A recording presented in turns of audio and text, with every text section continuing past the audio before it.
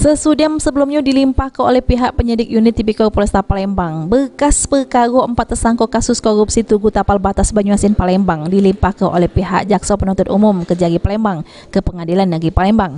Juru pelimpahan ini keempat tersangka tidak melok serta kerana mereka ini nyalani hukuman di Rutan Pak Jo. Menurut Dian Febriani selaku tim Jaksa Penuntut Umum Kejari Palembang, kalau 4 berkas perkara yang dilimpahkan tersebut masing-masing tersangkanya berinisial KH, AC, IS, sama TH.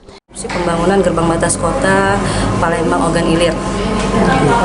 Sebelumnya sempat dilakukan pengembalian uang oleh Iya, tadi pagi sempat dilakukan pengembalian kerugian negara sebesar 505.950 juta oleh para pihak terlapor. Diwakili. Dengan adanya pelimpahan ini, pihak Pengadilan Negeri Palembang diwakili oleh juru bicaranya Hotnar Simarmata menjelaskan kalau ini berkas keempat tersangka tersebut masih dilakukan registrasi oleh bagian pidana khusus, selanjutnya diserah ke Ketua Pengadilan Negeri Palembang guna penunjukan majelis hakim.